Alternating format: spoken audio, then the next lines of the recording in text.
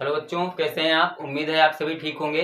तो बच्चों, हम पढ़ रहे थे क्लास 12th केमिस्ट्री का चैप्टर नंबर 3 एंड जिसका नेम था इलेक्ट्रोकेमिस्ट्री। एंड इलेक्ट्रोकेमिस्ट्री चैप्टर में लास्ट लेक्चर में हमने electrolytic cell and galvanic cell में डिफरेंसेस को कंप्लीट कर लिया था। तो चलिए बच्चों, आज हम पढ़ेंगे स्टैंडर्ड हाइड्रोजन इलेक्ट्रोड, ठीक है, जिसको शॉर्ट फॉर्म में हम सी भी कह सकते हैं। तो स्टैंडर्ड हाइड्रोजन इलेक्ट्रोड को एक्चुअली में इसका यूज क्या है, सबसे पहले हम ये बात करते हैं। देखिएगा, लास्ट लेक्चर में जब हमने गैल्वेनिक सेल टॉपिक पढ़ा था, तो हमने गैल्वेनिक सेल के टॉपिक में ये सीखा था कि हम पूरे सेल के इलेक्ट्रोड पोटेंशियल को कैसे कैलकुलेट करेंगे, मतलब how to calculate the electrode potential of a cell, ठीक है। तो उसके लिए हमने फार्मूला क्या देखिएगा यूज किया था, फार्मूला यूज किया था E naught of cell is equal to E naught of cathode and minus E naught of anode। इस फार्मूले का यूज करके हम यहाँ से कंप्लीट सेल का इलेक्ट्रोड पोटेंशियल कैलकुलेट कर सकते हैं, ठीक है। तो सवाल ये उठता है कि कंप्लीट सेल का तो हम इलेक्ट्रोड पोटेंशियल कैलकुलेट कर लेंगे, मतलब ये फार्मूला लगाएंगे, सीधे उसकी वैल्यूज प्लेस करेंगे, कैलकुलेट हो। अब सवाल ये उठता है कि हम ई नॉट ऑफ कैथोड या फिर ई नॉट ऑफ एनोड ये कहाँ से लाएंगे, ठीक है। क्योंकि देखिएगा, ये यहाँ पर ये तो कंप्लीट सेल का आ जाएगा, ठीक है। ये क्या है, एक हमारे हाफ सेल्स हैं। अब इन हाफ सेल्स के इलेक्ट्रोड पोटेंशियल को कैसे कैलकुलेट किया जाएगा, ठीक है। तो इसको हम कैलकुलेट करेंगे विद द हेल्प ऑफ सी, ठीक है, स्टैंडर्ड हाइड्रोजन इलेक्ट्रोड, ठीक। तो चलिए देखते हैं स्टैंडर्ड हाइड्रोजन इलेक्ट्रोड क्या होता है। तो लिखिए हमारे साथ साथ, देखिएगा फर्स्ट पॉइंट नंबर फर्स्ट, ठीक है। देखिएगा पॉइंट नंबर फर्स्ट क्या है, सी इज अ, देखिएगा C means standard hydrogen electrode. C is a gaseous electrode, ठीक है। तो सबसे पहली बात जो हमारा सी होता है वो क्या है, एक गैसियस इलेक्ट्रोड। मीन्स इसमें जो इलेक्ट्रोड होगा वो किसका बना हुआ होगा, गैस का। आप देखिएगा लास्ट लेक्चर्स में हमने एक जिंक इलेक्ट्रोड देखा था, वहां पर कॉपर इलेक्ट्रोड को भी चेक किया था, बट वहां पर zinc electrode and copper electrode कैसे थे, दोनों ही सॉलिड थे। वहां पर मतलब जिंक की रॉड को डिप किया गया था जिंक के सोल्यूशन में, ऐसे ही कॉपर मेटल की रॉड को कॉपर के ही सॉल्ट सोल्यूशन में डिप कर दिया गया था। तो वो दोनों ही कैसे थे, हमारे सॉलिड इलेक्ट्रोड थे। बट यहाँ पर सी कैसा होगा, हमारा सी इज अ गैसियस इलेक्ट्रोड, ठीक है। सेकेंड पॉइंट चेक करिएगा। अब सोचिएगा जरा, जब ये गैसियस इलेक्ट्रोड है, इट मींस इसमें कोई ना कोई गैस यूज की जाएगी। अब कौन सी गैस यूज की जाएगी, जैसा कि इसका नेम है स्टैंडर्ड हाइड्रोजन इलेक्ट्रोड, मींस इसमें हाइड्रोजन गैस का यूज हम करेंगे, ठीक है। तो देखिएगा पॉइंट नंबर सेकेंड हो जाएगा, hydrogen gas H2 gas used as a electrode, ठीक है। तो यहाँ पर इलेक्ट्रोड में किस गैस का यूज किया जाएगा, हाइड्रोजन गैस का यूज किया जाएगा। अब देखिए, जैसे हमने जिंक को क्या किया था, जिंक के ही किसी साल्ट सॉल्यूशन में डिप किया था, ऐसे कॉपर को हमने कॉपर के ही किसी साल्ट सॉल्यूशन में डिप किया था। इट मींस यहाँ पर जो हाइड्रोजन गैस होगी, हाइड्रोजन को भी हम क्या करेंगे, किसी हाइड्रोजन के ही सॉल्यूशन में डिप करेंगे। इसका मींस ये हुआ कि हाइड्रोजन को किसी ऐसे सॉल्यूशन में डिप करेंगे जिसमें हाइड्रोजन आयंस प्रेजेंट हों।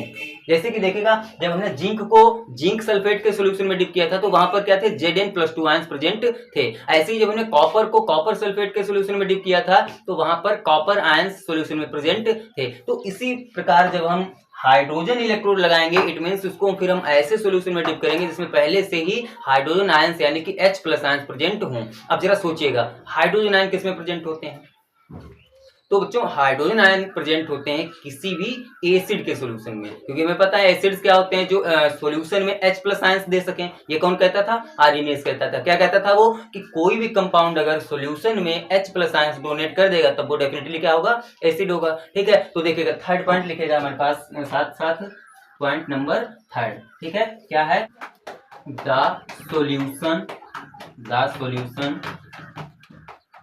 must contain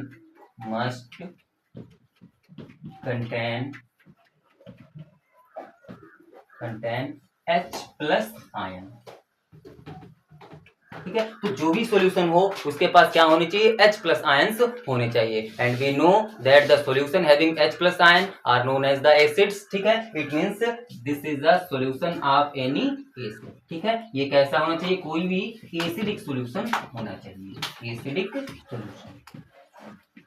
बात समझ में आ गई, ठीक है। तो हमें क्या करना है, सबसे पहले तो एक हाइड्रोजन इलेक्ट्रोड लेना है और फिर हम उसको क्या करेंगे, किसी ऐसे सॉल्यूशन में डिप कर देंगे जिसमें पहले से ही H+ आयंस प्रेजेंट हों, और H+ आयंस किसमें प्रेजेंट होते हैं, एसिड्स में प्रेजेंट होते हैं। ठीक है, इट मींस हम सिंपल सा ये कह सकते हैं कि कैसा सॉल्यूशन होना चाहिए, एसिडिक सॉल्यूशन होना चाहिए। ठीक है, अब एक सबसे इंपॉर्टेंट चीज, ठीक है, और वो क्या है देखिएगा, जैसा कि इसका नाम है स्टैंडर्ड।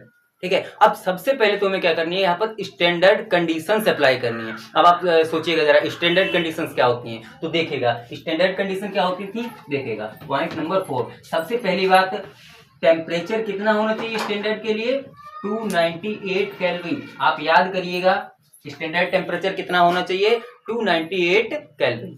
ठीक है, अच्छा इसके साथ साथ प्रेशर कितना होना चाहिए, तो प्रेशर होना चाहिए 180। बात समझ में आ रही है। ठीक है, स्टैंडर्ड टेम्परेचर कितना होना चाहिए, 298 केल्विन, एंड स्टैंडर्ड प्रेशर कितना होना चाहिए, 1 atm। और इसके साथ साथ चूंकि हम यहाँ पर सॉल्यूशन का यूज कर रहे हैं तो उस सॉल्यूशन की भी कुछ ना कुछ कंसंट्रेशन फिक्स होनी चाहिए। ठीक है, और स्टैंडर्ड कंडीशन कितनी होती है सॉल्यूशन की, दैट इज कंसंट्रेशन, यानी कि C = 1 M।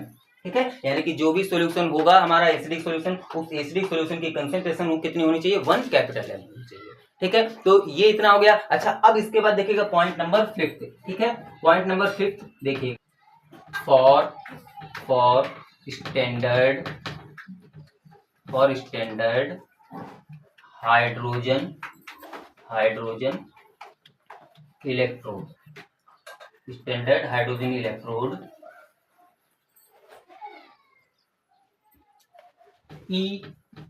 ESRP। ठीक है, यानी कि स्टैंडर्ड रिडक्शन पोटेंशियल। ठीक है, ESRP इज इक्वल टू होगा -ESO3। ठीक है, और ये कितना होगा, 0.00 वोल्ट। ठीक है, तो जो हमारा स्टैंडर्ड हाइड्रोजन इलेक्ट्रोड होता है उसके लिए ESRP का मतलब स्टैंडर्ड रिडक्शन पोटेंशियल। ठीक है, और ये इक्वल टू होता है किसके, स्टैंडर्ड ऑक्सीडेशन पोटेंशियल के। ठीक है, बस क्या होता है एक दूसरे के अपोजिट, मतलब साइन अपोजिट होता है, और दोनों ही की वैल्यू कितनी होगी स्टैंडर्ड हाइड्रोजन के लिए 0 वोल्ट। ठीक है, तो ये देखेगा एक स्टैंडर्ड मतलब मानी हुई वैल्यू है, और जब मानी हुई वैल्यू है तो उसने दिमाग लगाया, उसने क्या किया, 0 ही मान लिया। अब 0 मानने का कुछ ना कुछ तो रीजन था। ठीक है, वो क्या रीजन था उसको हम आगे इसी टॉपिक में आपको क्लियर करेंगे। ठीक है, तो सबसे पहले ये उसने इतनी चीजों पर दिमाग लगाया, क्या, सबसे पहले तो C is a gaseous electrode. ठीक है, हाइड्रोजन इलेक्ट्रोड कैसा होगा, गैसियस इलेक्ट्रोड होगा, और हाइड्रोजन गैस इसमें यूज की जाएगी एज ए इलेक्ट्रोड। ठीक है, थर्डली जो भी सॉल्यूशन होगा वो सॉल्यूशन हमारा कैसा होना चाहिए, उसमें H+ आयंस होने चाहिए, और हमें पता है कि जो ऐसे सॉल्यूशंस होते हैं जिसमें H+ आयंस होते हैं उसको हम क्या कहते हैं, एसिडिक सॉल्यूशन। ठीक है, और फाइनली उसने स्टैंडर्ड कंडीशंस को अप्लाई कर दिया। ठीक है, और स्टैंडर्ड कंडीशंस को अप्लाई करने के बाद उसने एक इलेक्ट्रोड का कंस्ट्रक्शन किया। ठीक है, तो चलिए अब हम क्या करते हैं, स्टैंडर्ड हाइड्रोजन इलेक्ट्रोड का कंस्ट्रक्शन पार्ट देखते हैं। तो चलिए देखते हैं, लेकिन इससे पहले आप इसका एक स्क्रीनशॉट तो ले लीजिएगा। तो चलिए बच्चों अब हम करते हैं स्टैंडर्ड हाइड्रोजन इलेक्ट्रोड का कंस्ट्रक्शन। ठीक है, तो देखिएगा सबसे पहले उसने क्या किया, सबसे पहले उसने ले लिया एक कंटेनर। ठीक है, सबसे पहले उसने क्या किया, एक कंटेनर ले लिया। ठीक है, अब इस कंटेनर में उसने क्या किया, एक एसिडिक सॉल्यूशन फिल कर दिया। क्या फिल कर दिया उसने, कोई एसिडिक सॉल्यूशन को फिल कर दिया। अब एसिडिक सॉल्यूशन मान लीजिएगा हम यहाँ पर ले लेते हैं हाइड्रोक्लोरिक एसिड। क्या ले लिया हमने, हाइड्रोक्लोरिक एसिड, और जो कि कैसा है, एक्वस है। ठीक है, तो उसने क्या किया, एक कंटेनर लिया जिसमें एक्वस हाइड्रोजन क्लोराइड का सॉल्यूशन ले लिया। ठीक है, अच्छा अब इसने क्या किया, उसमें देखिएगा उसने दिमाग लगाया और इसमें एक चैम्बर को फिट कर दिया। ठीक है, ये देखिएगा उसने क्या किया, इसमें एक चैम्बर लगा दिया, और उस चैम्बर में उसने यहाँ से हाइड्रोजन गैस को फिल कर दिया।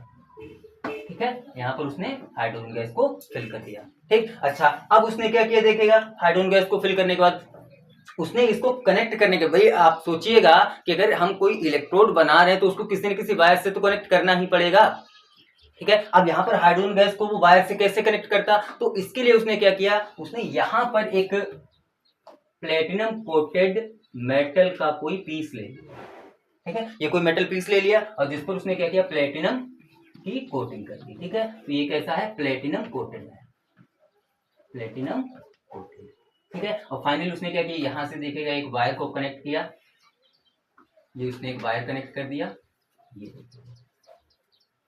ठीक है, तो ये हमारा हो गया स्टैंडर्ड हाइड्रोजन इलेक्ट्रोड।